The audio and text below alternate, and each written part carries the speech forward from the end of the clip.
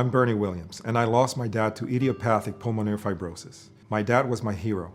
Talking about my family's experience with interstitial lung disease and how music helped us cope is very important to me.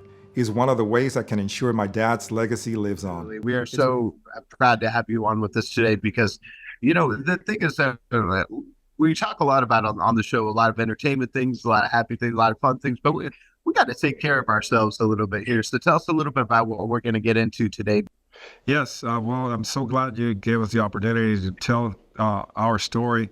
We're talking about interstitial lung disease, and specifically in my life, has affected me in a very profound way because my father died from idiopathic pulmonary fibrosis, which is one of those interstitial lung diseases. There are about 200 of them, and is kind of known as a rare disease, and that's probably why we're here. We're trying to make it more known, and because of that, I sort of partner with Boehringer Ingelheim, a pharmaceutical company from Germany, and the Pulmonary Fibrosis Foundation, which we have Scott here, my expert in the subject matter, raising awareness about interstitial lung disease, and we are celebrating the month that we we have to make awareness, for interstitial lung disease, and you can add a little bit more about that.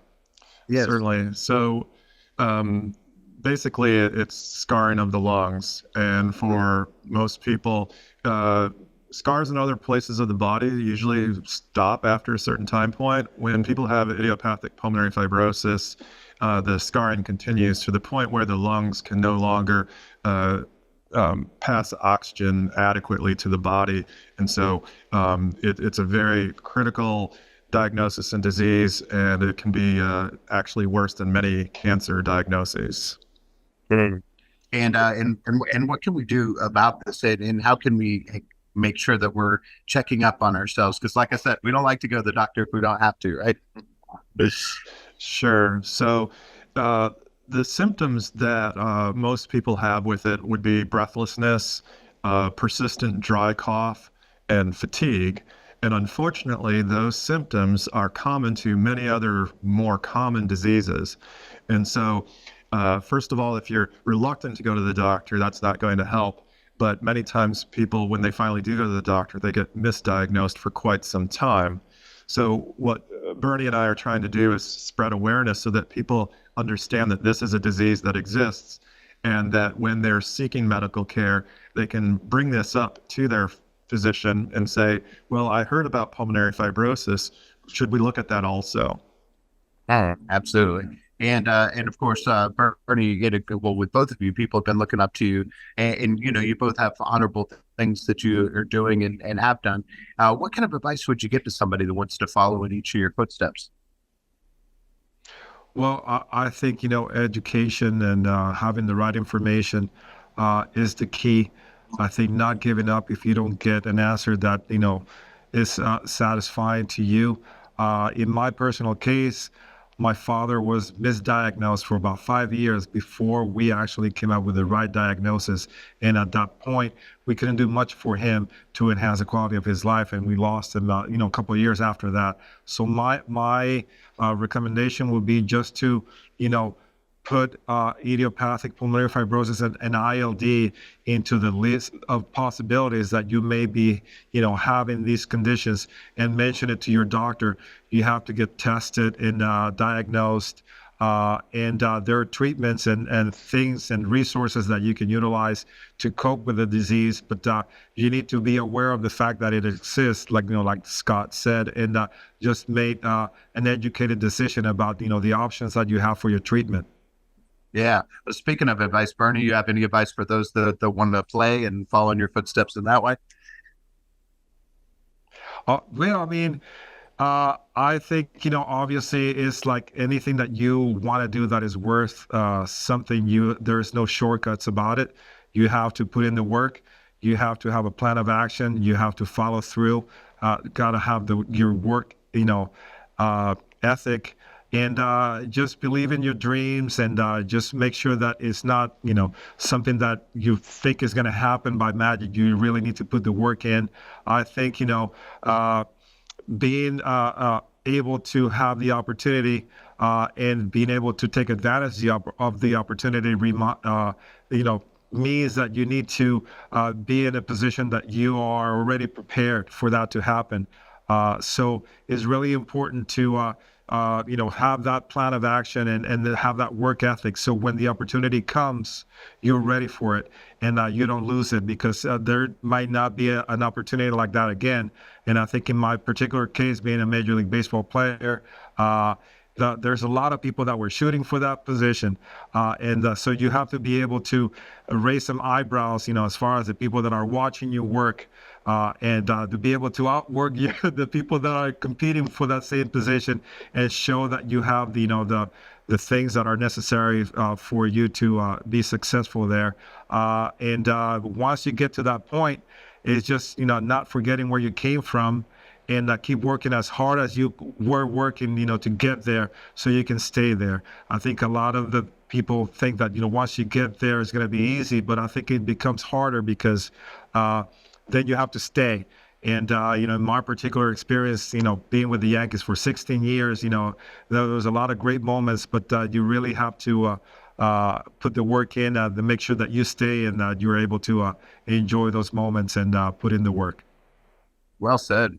My co-host is Drew Pearson, one of our great Dallas Cowboys, caught the Hail Mary, win the Hall of Fame, and we're so proud of him. And he wanted me to make sure that I asked both of you your Hail Mary moment, which is that moment in your life or career you just had to go for it and it worked out for you. What do you suppose that was for each of you? Well, I think, there was a time in the minor leagues where I was sent down and sort of took a step back, and I got so frustrated that I considered quitting, and being so angry and so, sort of disheartened about the decision. I had a conversation with my mom at the time, and she told me, if you quit this, you will quit everything else that you will get into, because it's not, easy. So let them fire you, let them release you, but you don't quit. You don't give up. Keep working hard, and just let them make the decision. And I just took that to heart, and I really started working even harder to make them make the decision. And within 2 years, I was already in the big leagues. And it was that moment in time where I realized that it was the opportunity to not give in, and keep, pursuing my dream, because of the advice that my mom gave me. It really gave me that confidence to keep pursuing that dream. And that was a pivotal moment in my career. Yeah, great. And Doc, for you? For me, it was actually the time of joining the foundation. Yes. At the PFF, it was started by family members who were impacted by the disease, and it was a bit of a fledgling organization at the time when I joined. And so there was a bit of a risk there to try to elevate the organization and bring it and do something greater with it to serve the really underserved patient community. And we've been able to do that. I've been with the foundation about 13 and a half years now. And it means a lot to me, because my mother was diagnosed and passed from this disease in 2015. So there's a personal connection for me. Yeah, I love that. Well, where can we go for more information, and what can we do to help prevent this? Well, I think that tune into lunghealth.com is a website that has been designed to give people information, educate them, entertain them, and just present the resources that we have at this point in time for people to deal with and cope with the disease, interstitial lung disease.